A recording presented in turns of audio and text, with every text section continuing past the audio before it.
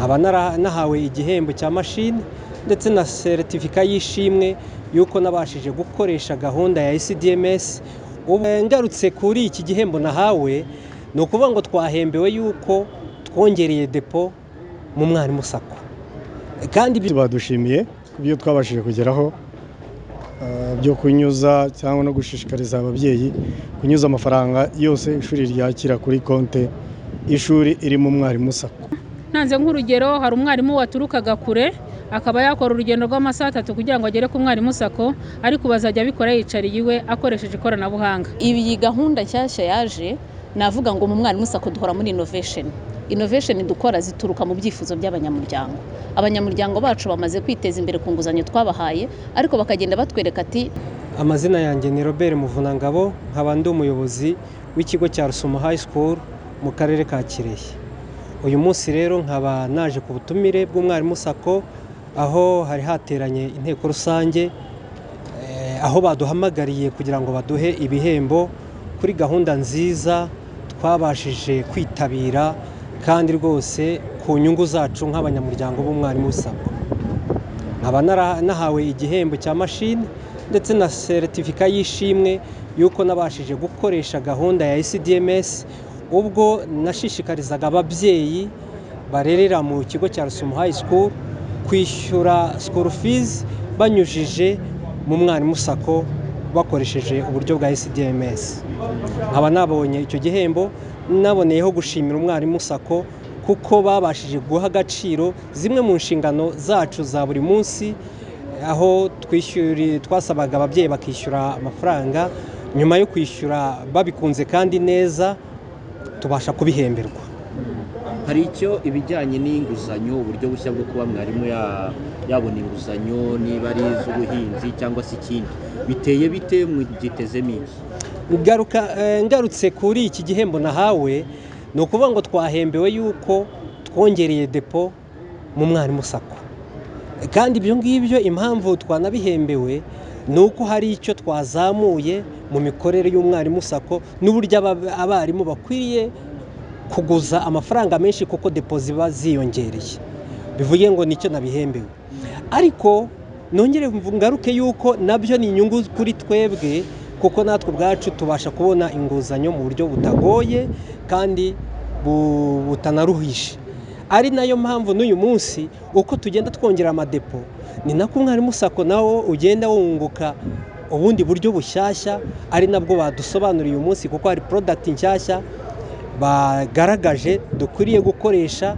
Hari nka aguka na sarura, ubwo ni zimwe muri product nshyashya ushobora kujya mu mishinga y'ubuhinzi nk'umwarimu akabasha kuba yahabwa inguzanyo. Hari n'indi kuba wajya muri business mu bucuruzi buciriritse, nabwo ukaba wakaka inguzanyo mu mwarimu sako.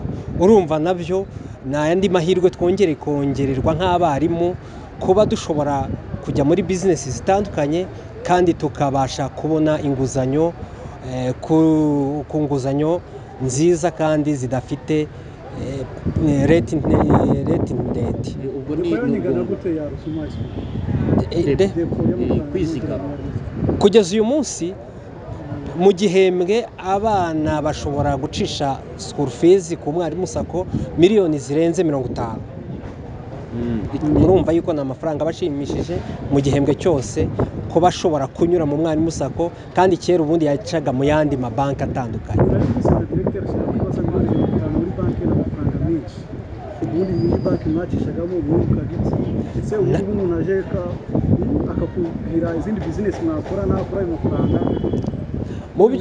Mu by'ukuri iki gihembo kiba cyadushimishije kandi kikanadutungura, kuko ubundi mu nshingano zacu ni uko umwana iyo aje tukamuha ibyo agomba, n'umubyeyi atanga ibyo agomba akabinyuza kuri banki zitandukanye. Nta kintu mu by'ukuri tujya twunguka mu mabanki kuko baduha serivisi nk'abandi bose, ariko uyu munsi twanabihembewe kuba byibuze ababyeyi baragannye umwarimu sako nka banki yacu, twabihembewe kandi ubundi ntibisanzwe. Ni irihe tandukaniro mwiteze hagati ya gahunda mwarimu ufite mu mwarimu sako n'izo bamuritse kuri uyu munsi wa none? Gahunda ni nziza kuko uko imishinga igenda yiyongera, tuvuge nk'urugero mu karere ka Kirehe imishinga itandukanye twebwe dukora ni ubuhinzi, ni ubucuruzi bitewe n'ahantu duherereye. Ni inyungu kuri twebwe nk'abantu bari mu bice bahingamo. Urumva niba nkeneye urutoki ntabwo nzajya njya kwaka inguzanyo ahandi. Ubu uyu munsi nemerewe kwaka inguzanyo mu Mwarimu Sacco, nkajya muri bizinesi y'ubuhinzi, nkahinga urutoki, nkahinga ibigori, nkajya mu muceri n'ahandi hose. Bizanyorohera cyane rwose nindamuka niyambaje Umwarimu Sacco. Nzi neza yuko bazampa amafaranga ashimishije ku nguzanyo ntoya. Murakoze. Nitwa Muvange Ntura Michel, ni umuyobozi w'ishuri ryisumbuye rya Kayonza Modern. Uyu munsi badushimiye ku byo twabashije kugeraho byo kunyuza cyangwa no gushishikariza ababyeyi kunyuza amafaranga yose ishuri ryakira kuri konte y'ishuri iri mu Mwarimu Sacco. Ibyo babidushimiye tutari tubyiteze kuko twabikoraga nk'abikorera, twabikoraga abumva ko dufite inshingano zo guteza imbere banki yacu, ariko dushyira no muri gahunda cyangwa mu nshingano gahunda za leta. Ubusanzwe iyi banki natwe iradufasha mu mijyanire n'imikorere n'imiyoborere y'amashuri, kuko iyo umuntu atwishyuje ntibisaba ko aza gufata sheke ku ishuri cyangwa se ngo umukozi w'ikigo afate ope ayijyane kuri banki. Tubikorera mu biro iwacu, tukishyura umuntu amafaranga akamugeraho. Ibyo rero bikatworohereza mu mirimo, ntihabeho abantu birirwa bagendagenda kandi nuko bagenda n'ubundi baba badepansa andi mafaranga bitari ngombwa. Izindi banki mwakoreshaga muri mwari zihisemo inshinga? Izindi banki tujya kuzijyamo nizo zari zihari. Icya mbere nizo zari zitwegereye, nizo zari zihari, kandi umurongo ari uko tutakira amafaranga mu ntoki anyuzwa muri banki. Dukorana rero icyo gihe na banki zari zitwegereye aho dukorera. Aho Mwarimu Sacco rero ije bibaye ko byemewe, twumva ko natwe izo saving cyangwa izo deposit igiye mu Mwarimu Sacco byatuma abarimu babasha kubona inguzanyo ikiyongera, kuko Sacco yabonye uburyo n'ubushobozi bwadufasha tugatera imbere twese nk'abarimu.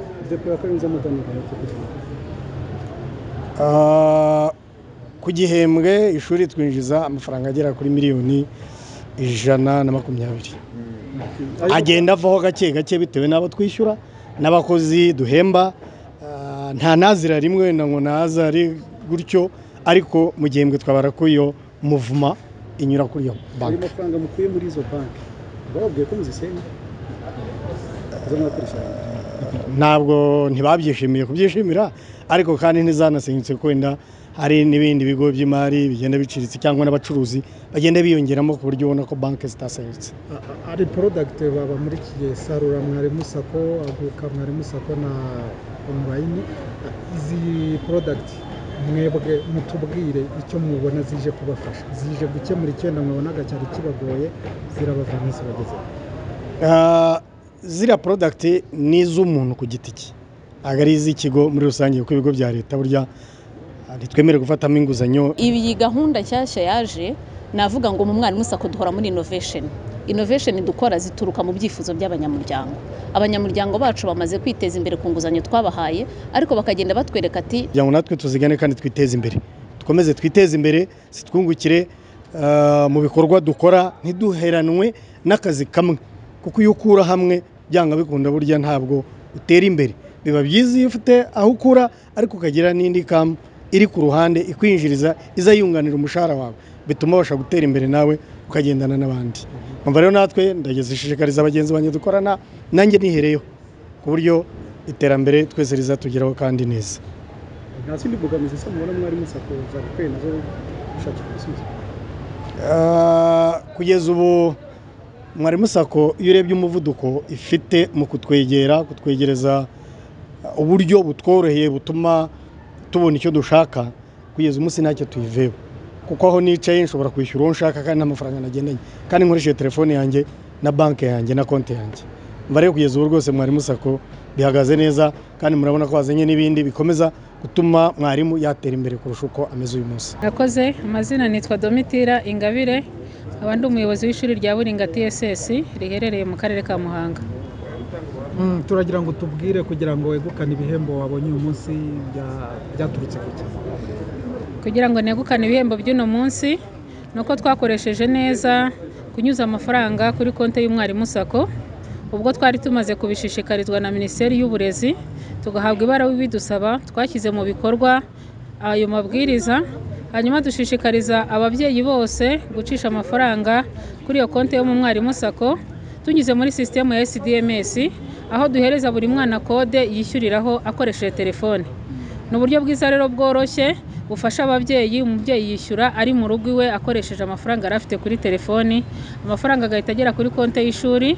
Twebwe nk'ubuyobozi bw'ishuri duhita tubona izina ry'umwana wishyuye, ako kanya muri sisitemu duhita tubibona.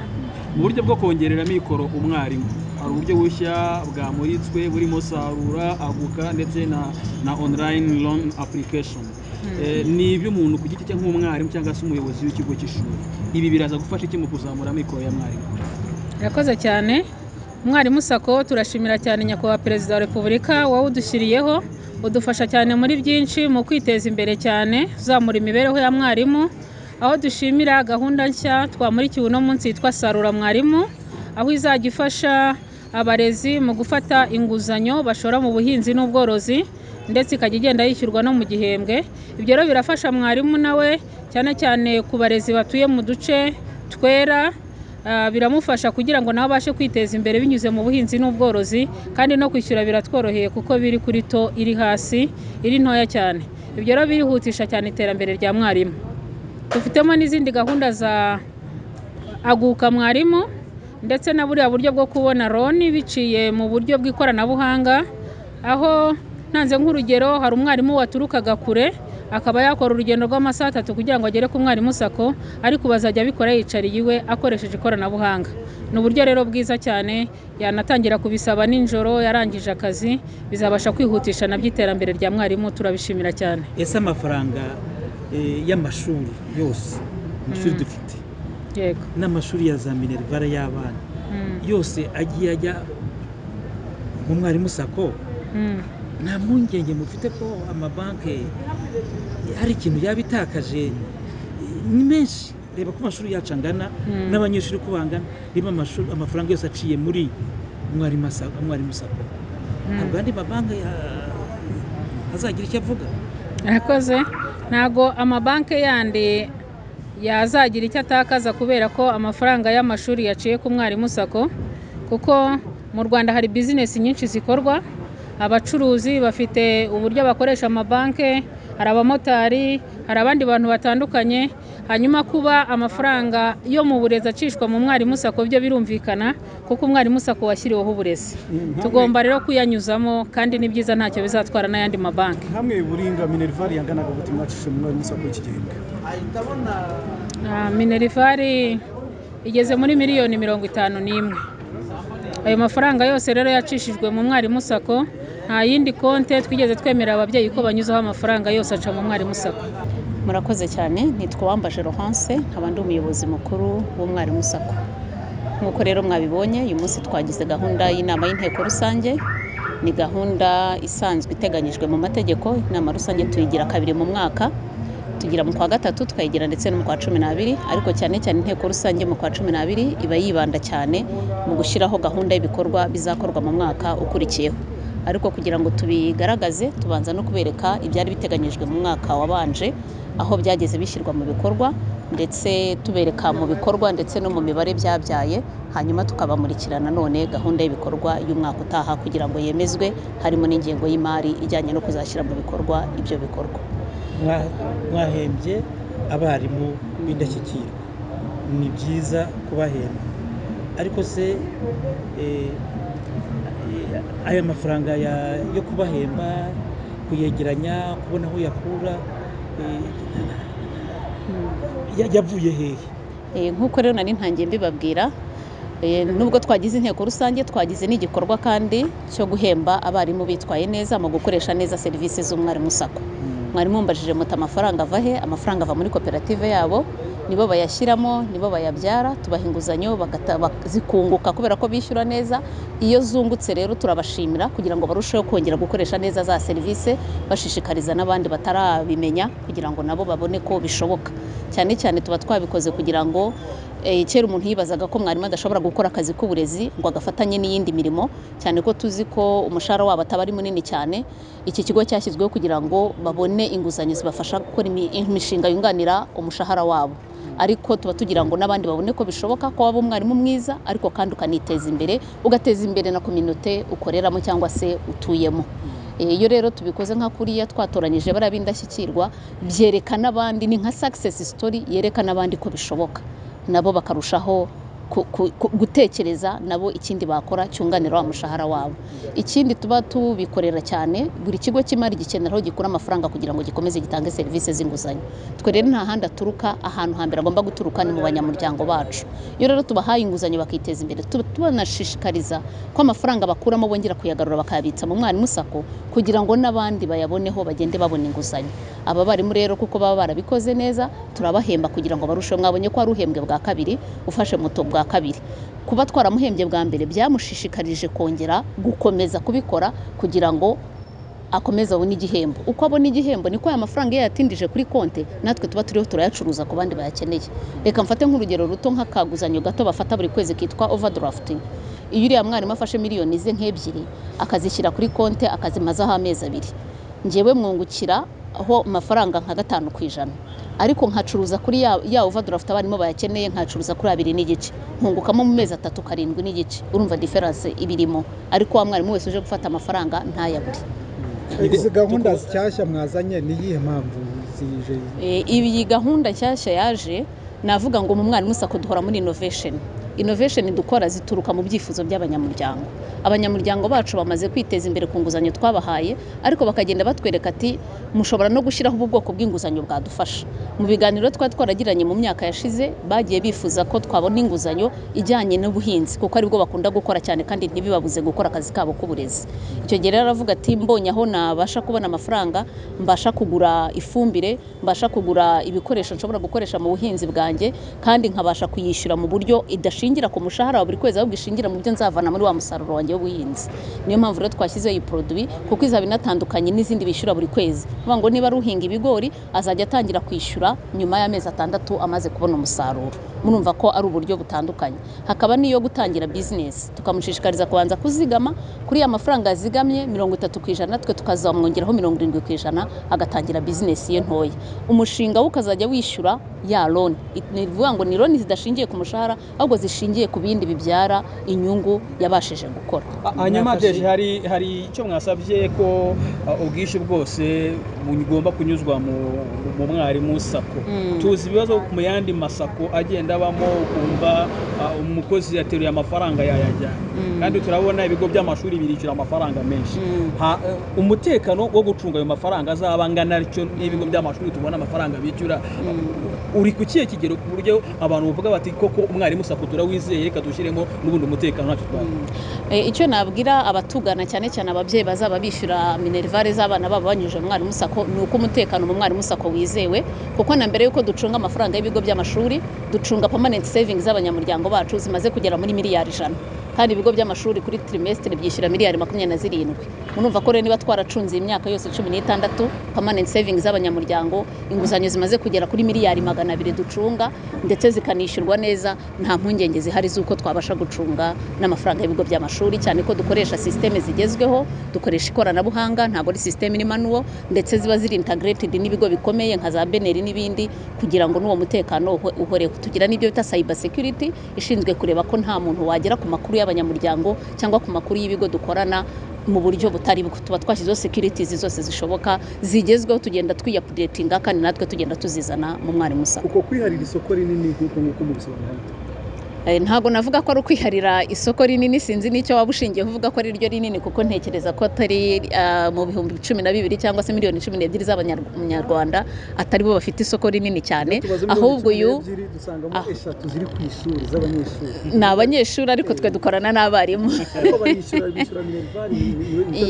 Yego ko kwiharira isoko ntabwo ari ukwiharira isoko nk'uko mubivuga, ahubwo ni umwihariko cyangwa se ni iki kigo kijya gushyirwaho ni igitekerezo cyane kwa Perezida wa Repubulika kugira ngo afashe abarimu babashe kubona inguzanyo ku giciro gitoya. Iyo rero ari amafaranga yose anyujijwe mu mwarimu sako nibyo bizatuma tuba tuyabonye ku giciro gito natwe tukabacuruzaho ku giciro gito.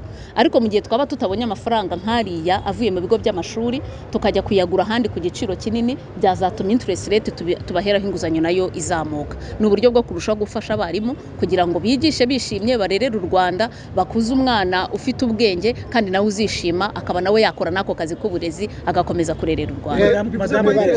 Interest rate igiye kumanuka kubera ayo mafaranga isanzwe iri hasi cyane, ahubwo tuba dushakisha uburyo tubona amafaranga hasi kugira ngo itazamuka.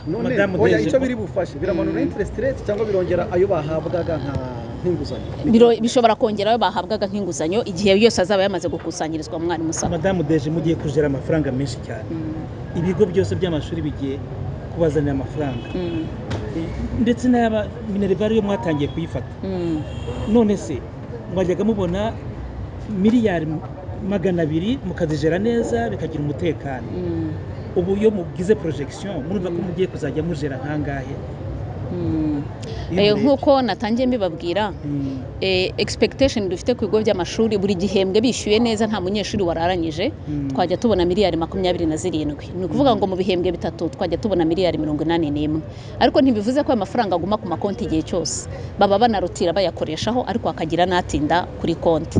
Ni ukuvuga ngo mu mafaranga duteganya ko tuzatangamo inguzanyo mu mwaka utaha, ubu twabashije gutanga miliyari 195, ubu turateganya ko tuzatanga miliyari 220 umwaka utaha. Bimwe mu bizadufasha kongera uko gutanga inguzanyo z'amafaranga menshi harimo izo Minerval tuzaba tugenda tubona, ndetse tunabashishikariza kuzitinza kuri konte kugira ngo zigirire umumaro mwarimu. Ubwitabire bw'abaka inguzanyo kugeza kuri ubu imibare ihagaze gute?